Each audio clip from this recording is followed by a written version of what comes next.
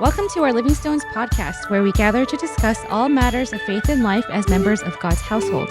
In a world that often leaves us feeling fragmented and disconnected, our hope is that Living Stones will help to further connect us as we pursue the Lord together. I'm your host, Davina, and we are thrilled to have our guest speaker, Kelly White, here, who does important work at Assist Pregnancy Center, a ministry we as a church are privileged to support. Assist is actively engaged in coming alongside women and families, offering care, resources, and the hope of the gospel in some of the most vulnerable moments. So joining us today again is Kelly. She is the church partnership and volunteer coordinator, and we're so glad to have her with us and get to know her and the work that she does and the work that Assist Pregnancy does. So welcome, Kelly. Thank you. Thank you for having me. Can we start with just an introduction of who you are, how your role at Assist Pregnancy, what brought you to this ministry? Sure. Again, my name is Kelly White. I am the church partnerships and volunteer coordinator at Assist Pregnancy Center. I may make mention of it later in the podcast, but Assist Pregnancy Center goes by two names, actually. Assist Pregnancy Center is the umbrella organization, but we operate a pregnancy clinic, a medical clinic that is called Metro Women's Care. So if a woman is looking for medical help, she's Googling abortion and wants information on abortion or any number of other services, Metro Women's Care is what she'll know. Oh, wow. So I'm hoping your listeners will remember that in case somebody is in need of our services. Metro would be what they'd want to look up. So how did I come to be a part of this ministry? I've always been interested in the work of pregnancy care centers, starting in about college. I was on active duty for a time. I was an at-home mom for a while, did some work at our church and some other things. But when we became empty nesters, I was looking for something new, and I really wanted that to be in an area that was a cause I believed in. And God opened a door at Assist that happened to be in sync with things I enjoy doing, as he always does. And so I've been at Assist for a little over 4 years, and 4 years. Love what we do. Nice. Yeah. And so what do you do exactly as the volunteer coordinator? So, well, I've got two roles. As the volunteer coordinator, I'm the initial point of contact for anybody who calls the center wanting to get involved. I will do an initial conversation with them. We will talk about their desires, their interests, their availability. And I am thinking about what our needs are. There's some vetting, if you will, that goes on. We want to make sure that the person, their perspective on life, their perspective on a number of things is in sync with ours for their sake and ours. We don't want any surprises later. And so we talk through that. If it seems like a good fit at the initial meeting, if they're going to be serving regularly, then there's an application and background checks and all the kind of normal stuff that you'd expect for somebody who's interacting with clients. It's like a job interview. It is. And the people who hang in there are wonderful. So I handle basically the administrative part of that until the point that I hand them off to the director that's overseeing the area they'll work in. But a lot of people are interested in serving at Assist in a non-regular capacity, not every week, not every other week. And so I'm also the point of contact for youth groups and women's groups and churches and Bible studies who say, hey, what can we do? And those needs of ours vary from month to month. But, I'll connect them with a project or a need that fits their size, their time capacity, whatever the case may be. And walk them through that so this process. is where that when we did that one event with our women's ministry and the highlighting of the Bibles, that was coordinated by you. Exactly. Oh, yeah. Makes sense. And then my church partnerships role, which is actually my real job, the volunteer coordinator, is kind of a collateral duty. But that's where I make connections and build on them. We have about 30 partnering churches from whom we have volunteers, and those churches support us in prayer. They support us by participation in events. Some of them support us financially. They support us maybe in baby showers, in any number of ways. Yeah. So those relationships are what I'm involved in, and some of it is speaking at churches, And coming on podcasts. And putting myself out there to see what happens. Yeah. And this is her first podcast, by the way. You're Right. doing great so far. Thank you. Yeah. All right. Let's get into assist pregnancy. Okay. An overview of what it is, the mission, if you can just speak more about what assist pregnancy does. Sure. So the mission of Assist Pregnancy Center is to promote life through Christ to those vulnerable to abortion. What does that look like? It looks like a number of things. First of all, we're unique in the pregnancy center world in that we're in a minority of centers that cater to abortion-minded women. And so what that means practically is if a woman is pregnant and she's looking strictly for resources, but she desires to carry her baby, there are a lot of wonderful resources out there, and we can even connect her with some. She's also welcome to participate in our free parenting program, et cetera. But in terms of the ultrasounds and medical care and appointments, we want to meet the needs of abortion-minded women. So a woman will typically find us by Googling us on her phone. She's looking for abortion or abortion information. She'll make an appointment with us online and come in. Of course, all services are obviously free. She will get an ultrasound. She'll get a pregnancy test first. If that's positive, we'll do an ultrasound to date that pregnancy, and we can get more into that later and why that's so critical. We'll have an opportunity to share with her what her options are. When a woman comes to us, she's often in a state of shock and stress and panic and wanting to fix her situation as quickly as possible. Very, very often we find out that she has not been given much information at all. And so she is going off what she's taken off social media. She may not have shared her information with many people. And so oftentimes she is in great need of more information and a listening ear and people who will come alongside and tell her what her options are and educate her on those options. So that is what we do. If a woman, and she's often with her partner, sometimes she is, sometimes she's not. If she decides to carry, we encourage her to participate in our parenting program. We have monthly parenting classes, once a month in English, once a month in Spanish. They're on very practical topics like family budgeting. It might be on post-birth care. And those are led by experts. You know, we'll bring in a volunteer nurse who's leading the one on post-birth baby care or whatever. She gets one-on-one mentoring. And at the end of those classes, a baby shower is thrown for her. Sometimes it's the only celebration that she's given. It's full of, it's a standard list of things that are included in that shower that are donated by churches and individuals, valued at about $700, including pack and plays, car seat, clothing, diapers, a lot of diaper support. bag, lots of stuff. We've got fatherhood coaching. We've got male mentors. We provide free STI testing. There's a number of things that the clinic offers. Wow. Yeah. And so because assist pregnancy, the purpose and the hope is to promote life. When these women that are more abortion-minded are searching for an abortion clinic, how is it that assist pregnancy comes up in those results? Well, the abortion world and the pro-life world both spend a lot of money getting those keywords to hit the algorithms such that they show up. And in fact, that is one of our greatest prayer requests is we ask people, pray that we will show up in the top 5. Yeah. Number 1 would be great. But, you know, she's not going to scroll down to number 27. Yeah. So we pop up because there's a lot of great information on our website. People ask questions about the risk. They ask all kinds of questions, things that women should know.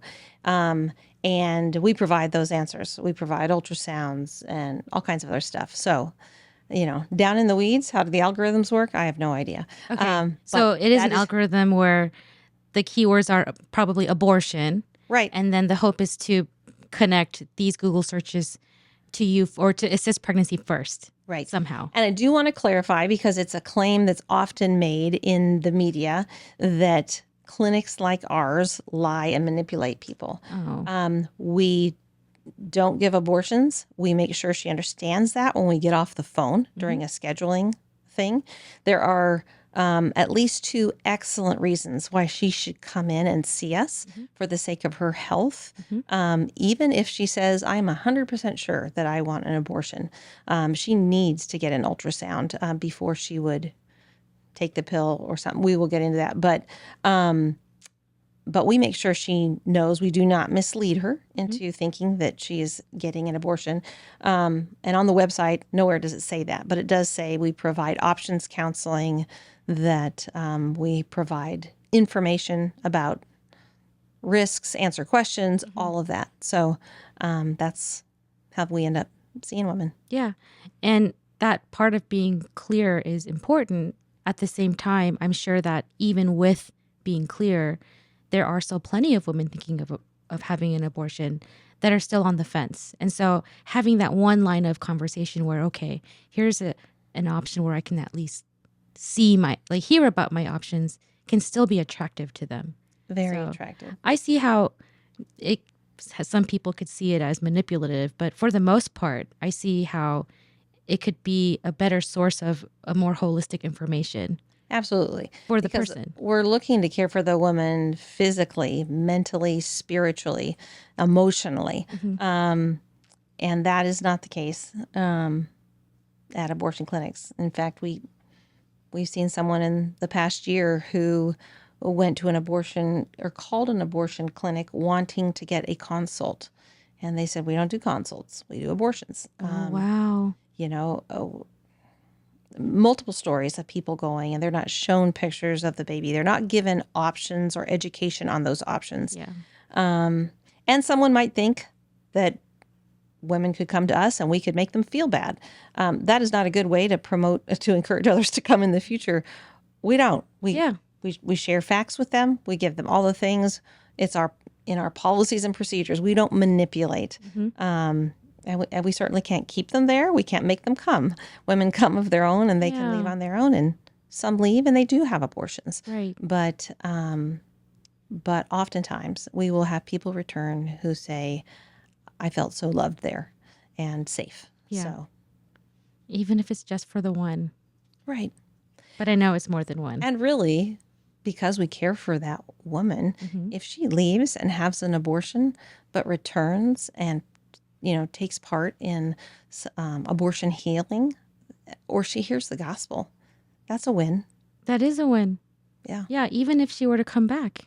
Yeah. Where is the center located exactly? We're located in Annandale at the intersection of Braddock and Backlick. Do you know a bit of the history of assist pregnancy, like when it started and I guess who founded it? Like what was, I guess, how was it birthed? Yeah, it was birthed in 1990. It was a pregnancy resource center. The whole world of pregnancy resource centers or pregnancy clinics, they used to be called crisis pregnancy centers. We called it we don't call them that anymore, but it was birthed as a pregnancy resource center where people primarily came for free pregnancy tests and a lot of material resources and support and counseling. And that was what most people did back in the day. Of course, now you can buy a pregnancy test for almost nothing. And in 1990, that was hard to come by? I don't think it was hard to come by, but I think people were more inclined to come in and think, well, if I can get one free, I'll do that. Yeah. And they took advantage of the material resources. We converted to a clinic about 15 years ago, meaning we have a medical doctor under whose licensure we operate. She reviews our scans daily. That's another false claim that people may have heard, that pregnancy resource centers are fake clinics. That's one that abortion businesses like to put out there. They are fake clinics. I'm not saying that there aren't some that might be out there somewhere, but ours is not. Yeah. We've got nurses. We're overseen by a doctor. We've got ultrasound technicians. We have medical personnel. Doctors with doctor's degrees. Yeah. Running the show, whose training gets updated annually. And so we're a medical clinic, and we converted then. And as such, we still continue to provide all the material resources, but we do the medical parts as well. Nice. I know you mentioned in the mission, or kind of the mission statement, how the hope is kind of from a Christian foundation. Right. What are some biblical principles that you can kind of specifically go by? Yeah, I liked your question about that. The great news is I don't have to work real hard here on this answer, because all we do stems from a biblical foundation. There are talks that I've given in churches lately, and I do a quick flyover of a number of verses that give the biblical foundation for what we do. And I won't go into those right now. And we have the internet at our disposal, by the way, and there's so much that is online that we can Google quickly to find out where in the Bible we can see that God supports life. But specifically, we know that God formed every human being. Mm-hmm. We know that people have meaning and purpose before they were born. And we know that God values life. There are numerous verses to support all that. And since we believe that life begins at conception, mm-hmm. And there's biblical support for that, we believe that the life that God values includes the life of the unborn. So that's the foundation for why we want to fight for life. Mm-hmm. In terms of the how. Yeah, that was going to be my next question. Yeah. We see throughout Scripture that God desires that all should come to know Him, mm-hmm. that we're to be a light in darkness, that we're called to love Him in action and with kindness and without judgment. So it's exciting that we don't have to work hard to look for ways to do that. In what we do, we have hurting people come to our clinic. Yeah. We strive to love them well, to treat them with respect, to see them as people made in God's image, as well as the unborn inside of them. But we also get to share the gospel. They're in a hurting place, and whether or not they carry this child, whether or not this baby is born, that woman and maybe her partner, they are a soul, and at the end of the day, they need Jesus. Mm-hmm. So we get the opportunity to share Jesus with them. Not everybody wants to engage in a conversation about Him, and that's okay. We serve people from every background, mm-hmm. But many do, and it's a great opportunity. Do you have a particular experience where you saw the beauty of the gospel being presented and exemplified in just an experience of yours while being there for the past 4 years? Yeah. Now I have to say straight up, I am not client facing, meaning I don't get to interact with clients. I get to interact with churches. Or maybe anything you've heard of. So there's secondhand stories. Yes. But we have a number of people who come to us and choose to return to their faith after engaging with our client advocates. And we all know when we go through a very difficult season of life, it often causes us to return to the Lord. Mm-hmm. We have people who have never seen a Bible before. Your church did that sticky note Bible project. Mm-hmm. I've heard a couple of accounts of people who teared up when given one of those Bibles and said, I've never had my own Bible before. We've had people from other faith groups who've never really understood or been, had Jesus explained to them. We have had people, many, opportunities to point out God sightings in the course of their journey and the difficult things that they're going through, but how God was intervening and providing. Wow. One story comes to mind recently of a gal who is in a very difficult situation, and yet, and she chose to carry her baby, and she even lost the baby towards the end of the pregnancy, just due to natural, I don't know why. But she even shared some things where she saw God working in and through that. And I don't think she's, I'd say, walking with the Lord from what I heard right now, but she is walking more with him than she was before. Yeah. She is looking for them. She is spending time looking at some scripture with folks involved in the ministry. And that's just exciting to see her a few steps closer. Yeah. It's like a little missions ground Yeah, a big one. where everyone's coming to you. I Yeah. mean, and especially the ones that desperately need to Yeah. hear the gospel. Yeah. I mean, whether they know it or not. Yeah. Whether they take away from it or not in the moment. So that's very encouraging. But speaking of encouraging, let's take it the flip side. What challenges does the center face? Yeah. Well, a number.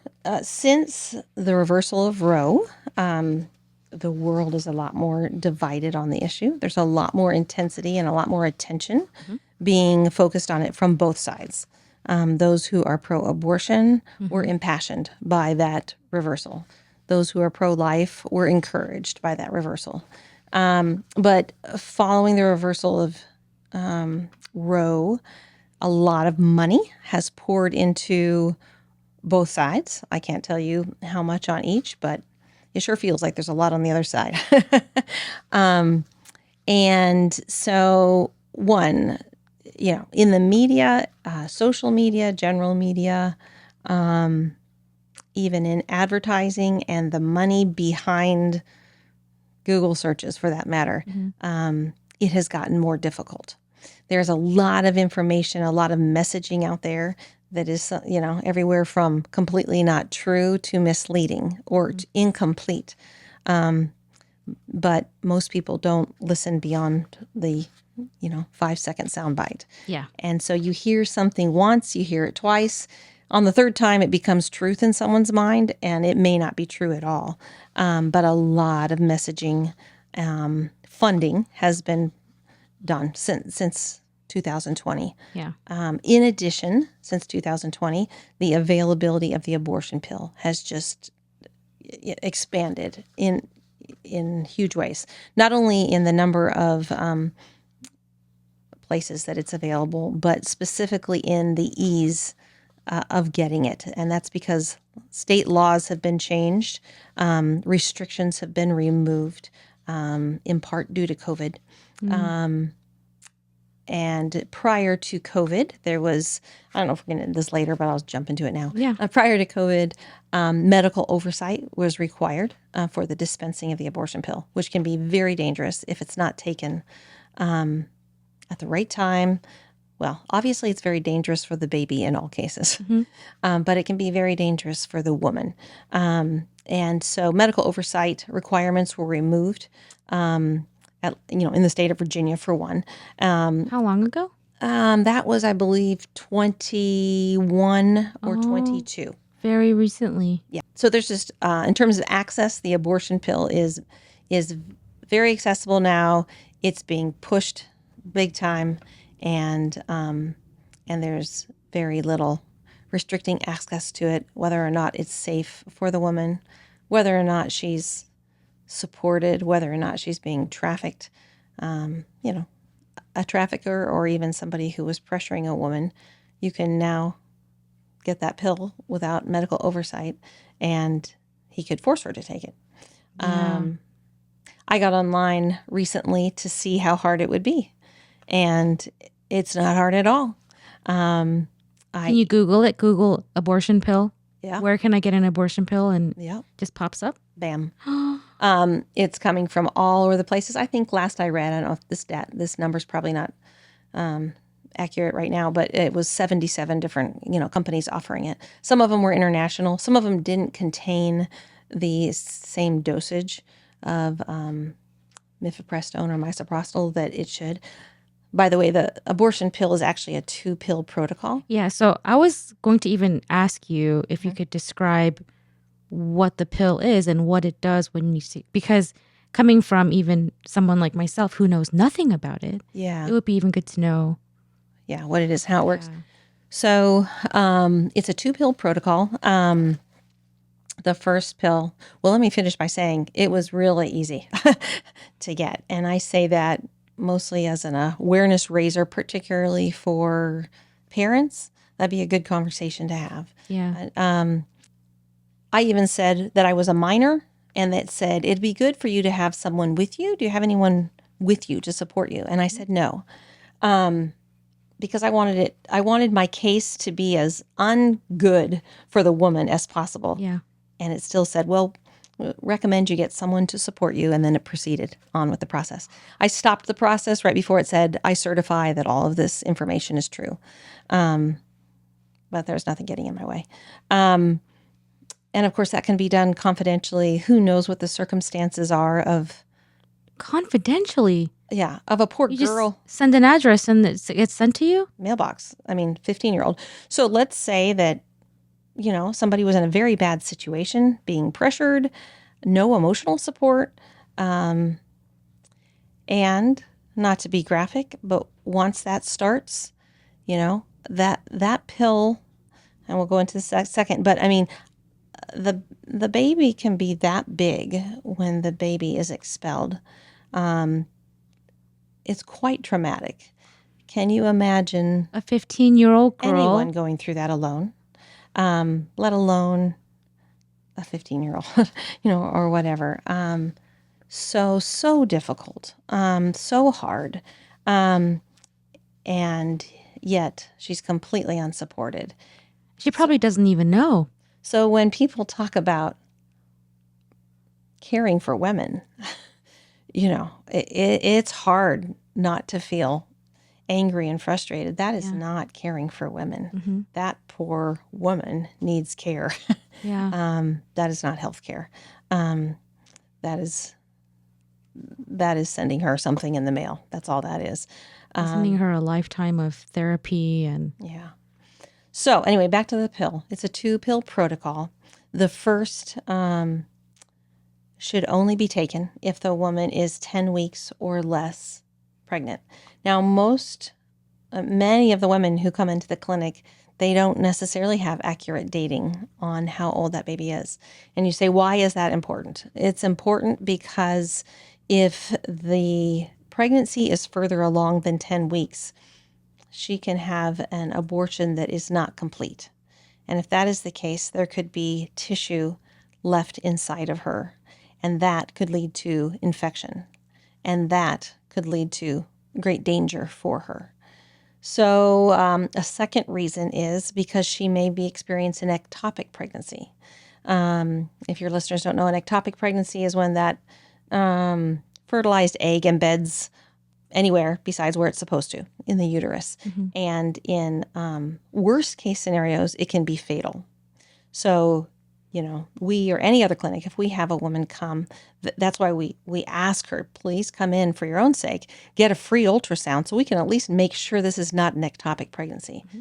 If it is an ectopic pregnancy, we send her immediately to the emergency room because she needs to have it removed. Mm-hmm. And by the way, that is not an abortion. The baby, that's saving her life. It's saving her life, mm-hmm. And the baby either isn't alive already or the baby cannot live if it implants outside in a fallopian tube or something. Mm-hmm. Right. So that is not an abortion. That is a medical procedure necessary to save her life. And a symptom of an ectopic pregnancy, the symptoms are very similar to what would happen if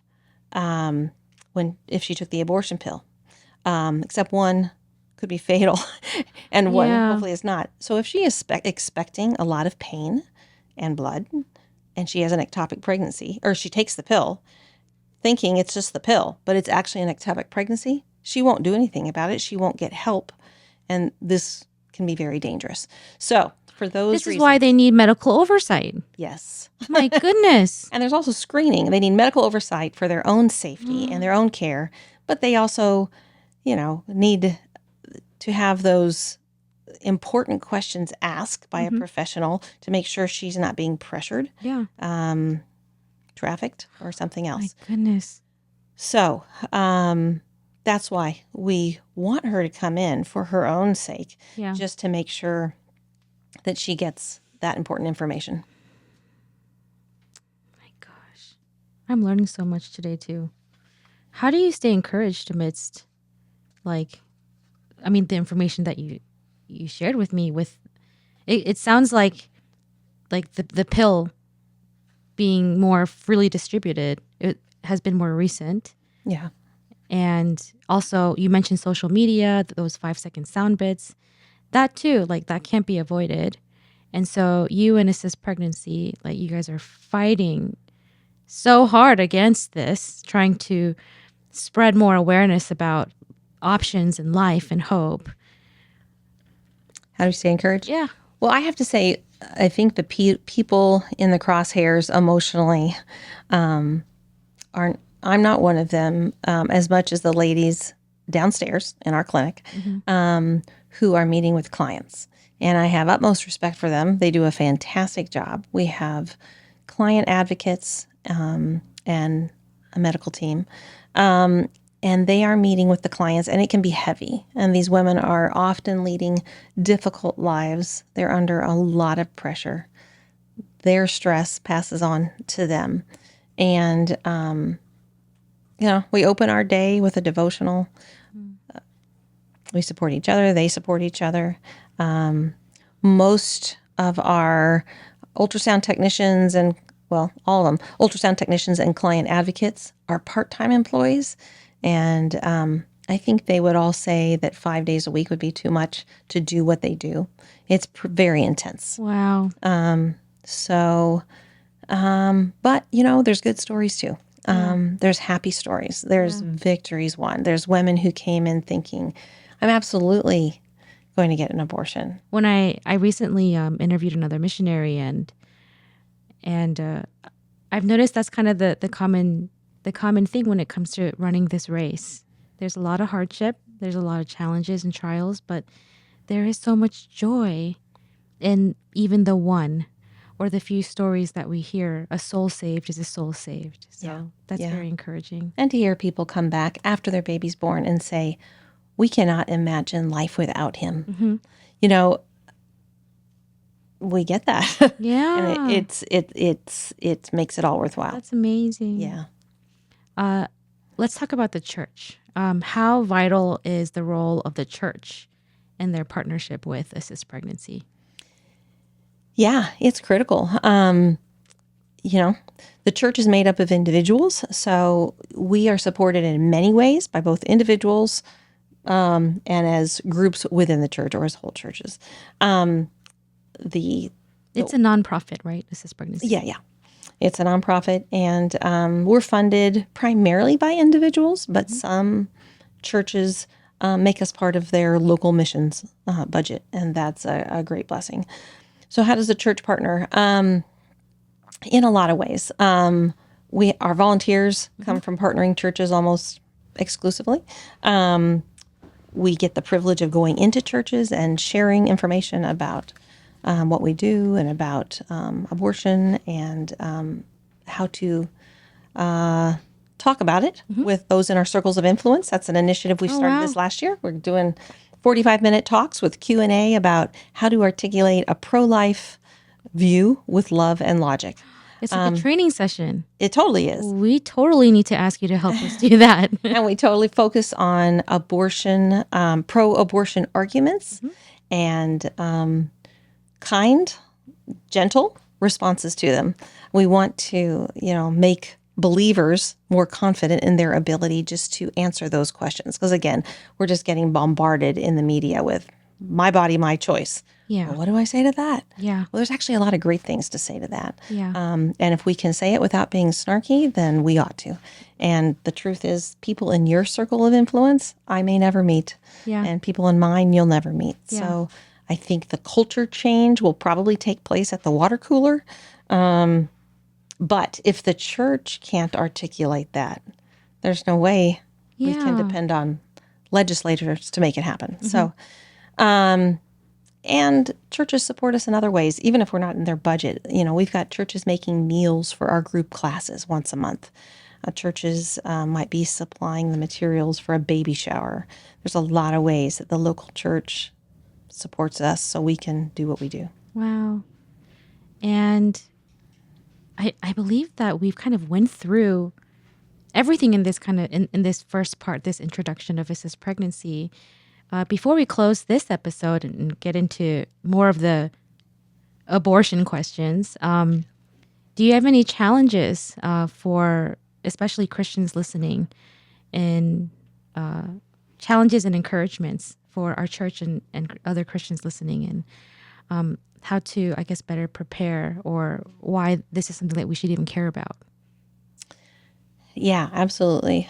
My first challenge would be to pray for women and men in crisis pregnancies that are unexpected, that they would get good information, that they would not be deceived, that God would intervene, and pray for those who are on the front lines, ministering to them. Mm-hmm. And then secondly, I would challenge you to get equipped to be able to articulate that pro-life view. Why do you believe what you believe? Mm-hmm. And while we ought to have a biblical foundation for that, mm-hmm. and you and I ought to know why we believe what we believe, mm-hmm. And be able to cite Bible verses for ourselves, those are probably not the verses we need to. In fact, we should not be using verses with people who aren't followers of Christ. That probably just sounds a little, overbearing. But it would be great if I could articulate well why, I believe that it's important to defend life. If during the time of slavery, somebody had said, I don't personally believe in slavery, but I don't want to intervene in your life. I don't want to, impose my views upon you. Mm-hmm. We'd say that was a cop-out.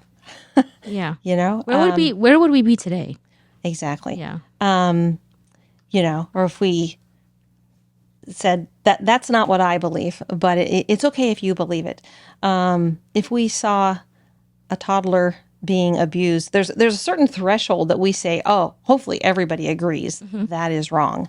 And yet you step it back just a little bit and you're like, I wonder why we're not all seeing it this way on that issue.